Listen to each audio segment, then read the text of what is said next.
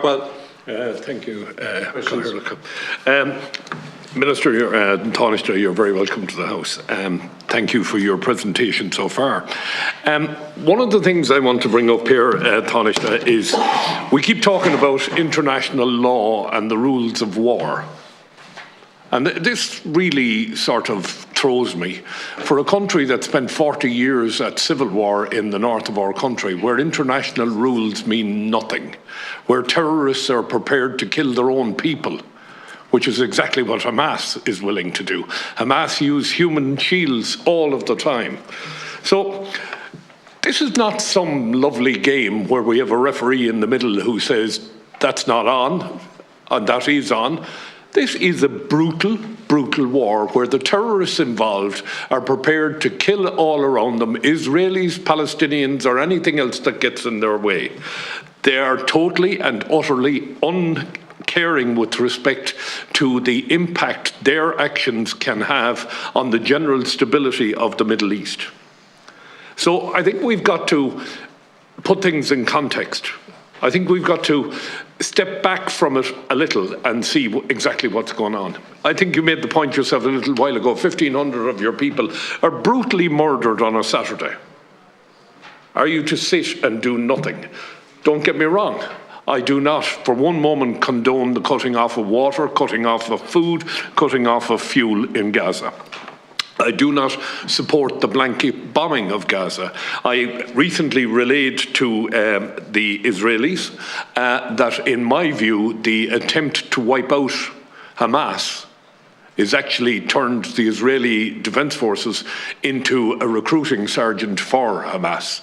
Because if you were to wipe out every single member of Hamas today, a new organisation would rise from the ashes tomorrow and you would face the same thing. In our own country, we learnt the only way to end terrorism was to talk, to sit down and find a solution. And surely we in Ireland who have been through this know what it takes to make people who hate one another, to people who are willing to throw their own people under the bus. Surely we are the people who should be able to talk to both sides here. But my problem is, you spoke to Mahmoud Abbas, who is the political leader of the Palestinian people, but he's not Hamas. And Hamas, how do we talk to terrorists who care for nothing? I see the images like everybody else sees of little children lying in the hospital with bullet wounds and with all sorts of things.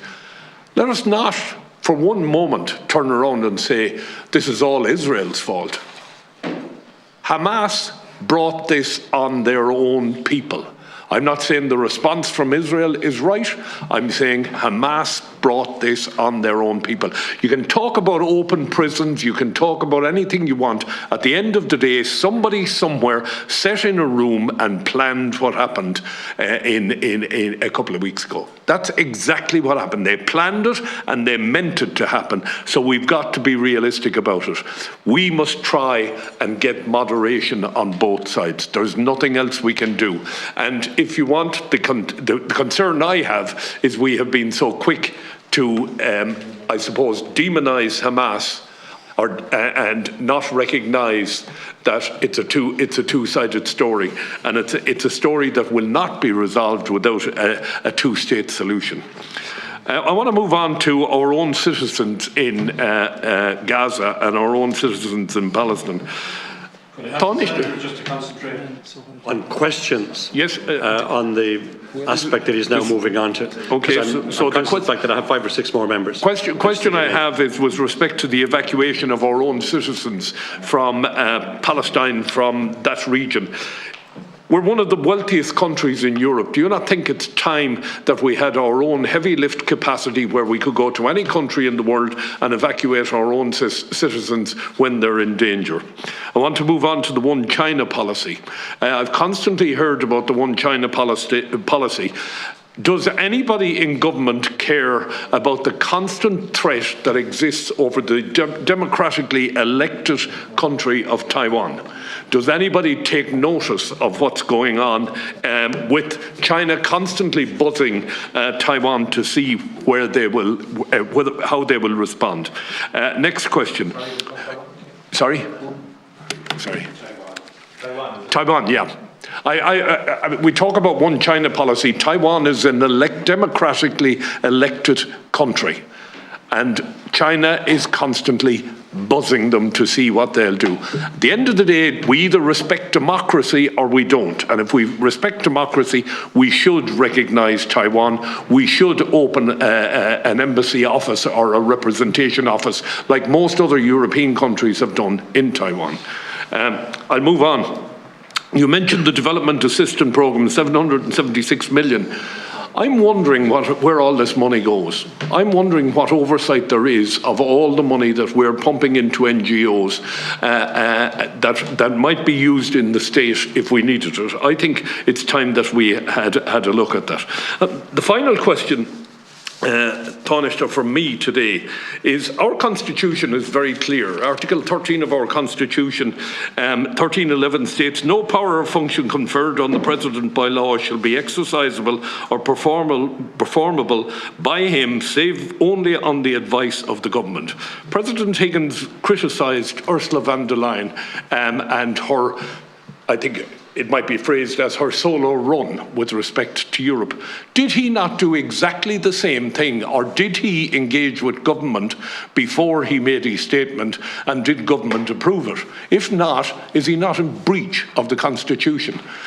He has a responsibility. There is one person in Ireland speaks on foreign affairs, and that person I'm looking at straight across the room from me, that's you. So, having the President go off, this is not the first time he's gone off on a wild goose chase. He's either reined in and reminded of his responsibilities, or you already approved what he said, one or the other. Thank you, Taoiseach. Senator Craughwell, I think, spoke about what has happened and the rules of war. I think he accepted that the cutting off of fuel and that was wrong. He didn't condone it. And in terms of the actions of Hamas, in terms of, someone thought this through, and he is correct there. Now, there is a view that on the jihadist side that some people think creating mayhem is enough. That you strike a blow like and kill people, and that creates in itself a dynamic. I don't understand fully the thought processes of people who would kill like that. Deliberately go into a house and just kill children. I can't comprehend that. But it's to such an extent there's a thought process there. Someone thought it through. Some armchair general did. I thought this was a good idea and sacrifice 1,500 or whatever, hundreds of young people as well in the name of martyrdom. I was at an event recently in West Cork where someone warned about young people not to be listening to armchair generals who themselves aren't going into the theatre of battle, and beware of politicians who urge you to go into the theatre of battle. War kills young people. All war kills young people. And those who embark on war should always be conscious of that. Just to say in terms of the comments that Senator Craughwell made, the Ceann Comhairle is very clear. It's not appropriate to comment on any comments that the President made on the presidency in the House and at committee level as well. So I don't propose to do so this evening in response to that. I never have. I don't intend to start now in terms of breaching what has been a long-standing protocol in the House, is my understanding.